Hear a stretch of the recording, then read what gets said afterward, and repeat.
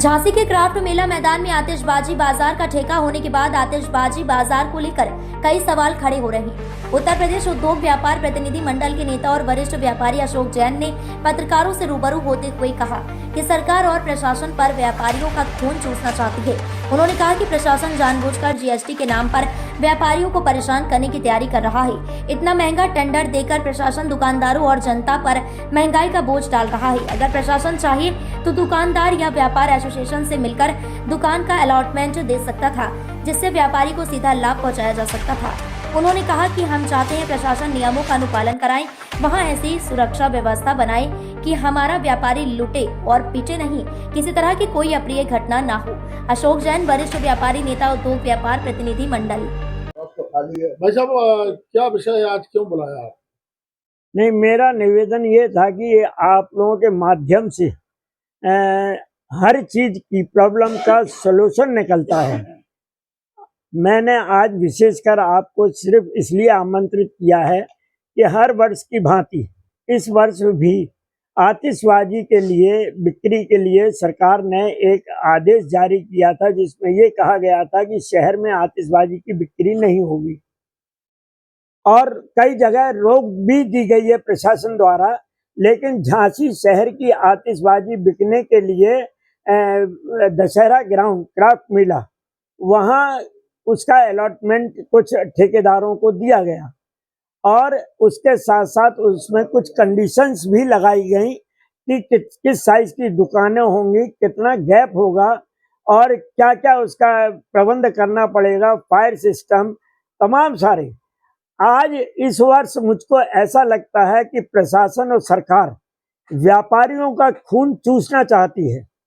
आप ये देखिए, वाणिज्य कर विभाग ने बिल्कुल स्पष्ट लिख के बोल दिया है कि हम मेले में ग्राहक के तौर पर घूमेंगे और अपना बिक्री कर और वाणिज्य कर के लिए हर दुकानदार के ऊपर नोटिस भेजेंगे। ये कहाँ का सज्जनता है? एक अस्थायी जगह पर हमारा व्यापारी व्यापार कर रहा है, वो कैश की सेफ्टी कैसे करेगा? कितने बिल काटेगा? 10-10 रुपए, 5-5 रुपए की आतिशबाजी आदमी खरीदता है, इसके कहाँ पे लेखा जोखा होगा? इसी तरह फायर ब्रिगेड ने एक नोटिस जारी किया कि इतनी दुकानों का गैप होना चाहिए। मैं आज वहां देखने गया, लेकिन मुझे नहीं लगा कि इसका अनुपालन हो रहा है। कम से कम मिनिमम 3 मीटर का गैप दुकानदारों के बीच में होना चाहिए, लेकिन कोई गैप वहां नहीं बनाया गया। किसी भी प्रकार की अभी तक वर्तमान समय में किसी प्रकार की जिम्मेवारी लेने के लिए प्रशासन बिल्कुल तैयार नहीं है। जो एग्रीमेंट करते हैं उसमें एग्रीमेंट में कोई भी संस्था, कोई भी व्यक्तिगत व्यक्ति उसका अनुपालन नहीं कर सकता है। लेकिन इसके बावजूद भी आप ये देखें कि क्राफ्ट मेले में हमेशा ठेके होते हैं, जबकि हमारा दुकानदार खुद झांसी का रहने वाला है। अगर प्रशासन चाहे तो दुकानदार या व्यापार एसोसिएशन से मिलकर उनको सीधा अलॉटमेंट दे सकता है और सीधा व्यापारी को फायदा पहुंचा सकता है। क्या माने ये पटाखा बाजार अवैध लग रहा है?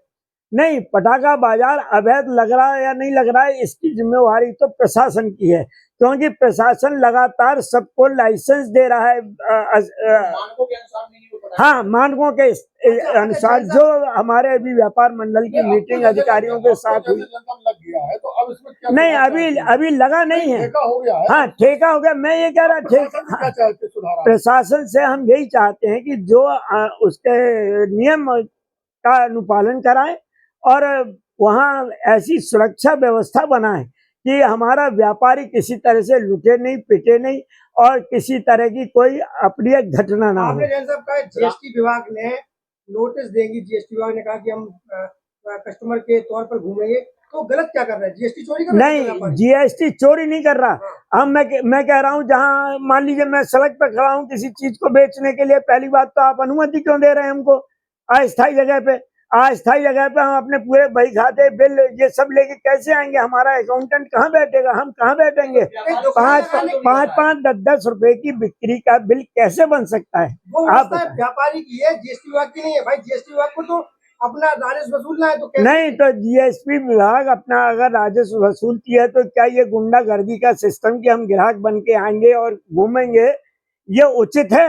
अरे आप सबसे पहले सर्वे कीजिए कि हमारी दुकान में कितनी आतिशबाजी है, कितना सामान है, और उस पर आप टैक्स हमारा तय कर दीजिए।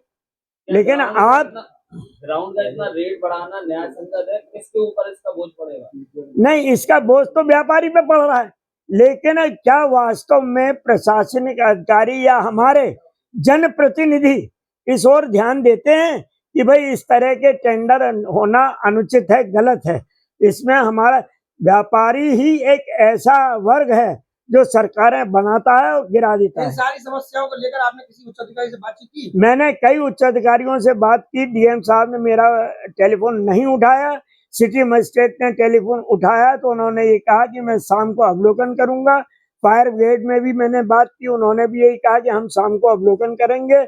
मेरा अनुरोध प्रशासन से इतना ही है कि सुरक्षा की दृष्टि से उनके नियमों का पालन अवश्य कराएं। अपने व्यापारियों का विरोध क्यों करेगा? अगर करेगा तो प्रशासन का विरोध करेगा, अगर नियमों का पालन नहीं होगा।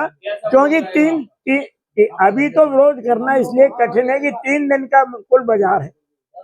हम अपना विरोध का तरीका और सारे तरीके अपनाएं तो नहीं हो सकता, लेकिन ये अवश्य है कि नियमों का पालन नहीं किया गया तो मेला समाप्त होने के बाद, त्योहार खत्म होने के बाद इस पर कोई ना कोई निर्णायक मीटिंग करके अवश्य प्रशासन के विरोध में हम अपना खाता खोलेंगे।